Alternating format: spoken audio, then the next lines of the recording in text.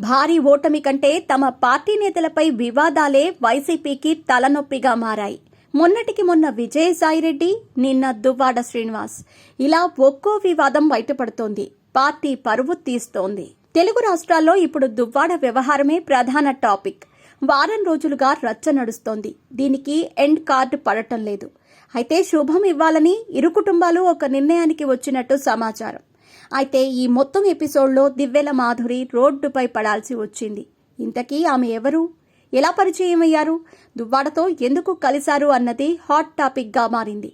అయితే వారిద్దరినీ కలిపింది మాత్రం పార్టీ అధినేత జగన్. ఇదే విషయాన్ని ఓ ఇంటర్వ్యూలో చెప్పుకొచ్చారు దువ్వాడ శ్రీనివాస్. వైసీపీ ప్రభుత్వ హయాంలో గడప గడపకు మన ప్రభుత్వం కార్యక్రమాన్ని నిర్వహించిన సంగతి తెలిసిందే. తాను సంక్షేమ పథకాలకు బటన్ నొక్కుతున్నానని, మీరు ఇంటింటికి వెళ్లి ప్రచారం చేయాలని, సంక్షేమ పథకాలను తెలియజేయాలని జగన్ ఆదేశించిన సంగతి తెలిసిందే. అప్పట్లో వైసీపీ ఎమ్మెల్యేలు, ఎమ్మెల్సీలు నేరుగా ప్రజలను కలిశారు. ఈ క్రమంలో ప్రజల నుంచి నిలదీతలు, ప్రశ్నలు ఎదురయ్యాయి. అయితే ఈ కార్యక్రమాన్ని ప్రాతిపదికగా తీసుకునే జగన్ ఎన్నికల్లో టికెట్లు కేటాయించారు. ఇది ఆశించినంత సక్సెస్ కాలేదు. కానీ అదే గడప గడపకు మన ప్రభుత్వం దివ్వెల మాధురిని దువ్వాడ శ్రీనివాస్ దగ్గరకు చేర్చటం విశేషం. దువ్వాడ శ్రీనివాస్ ఎమ్మెల్సీతో పాటు టెక్కలి నియోజకవర్గ ఇన్ఛార్జ్. ఈ క్రమంలో నియోజకవర్గంలో గడప గడపకు మన ప్రభుత్వం కార్యక్రమంలో చురుగ్గా తిరిగారు. అప్పుడే మాధురితో ఆయనకు పరిచయం అయినట్టు తెలుస్తోంది. టెక్కలిలో దివ్వెల మాధురి నివాసం ఉండేవారు.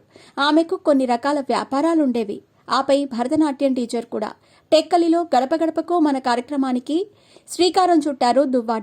ఇలా ఇంటింటికి వెళ్లే క్రమంలో తారసపడ్డారు దివ్వెల మాధురి. తన భర్త యుఎస్లో ఉంటున్నారని, తాను మాత్రం ఇక్కడే ఉంటూ వ్యాపారాలు చేసుకుంటున్నారని మాధురి చెప్పుకొచ్చారు. అలా పరిచయమైన మాధురి దువ్వాడ శ్రీనివాస్కు స్నేహితురాలయ్యారు. వైసీపీలో యాక్టివ్గా పనిచేయాలని భావించారు మాధురి. దీనికి దువ్వాడ వాణి కూడా ప్రోత్సహించారు.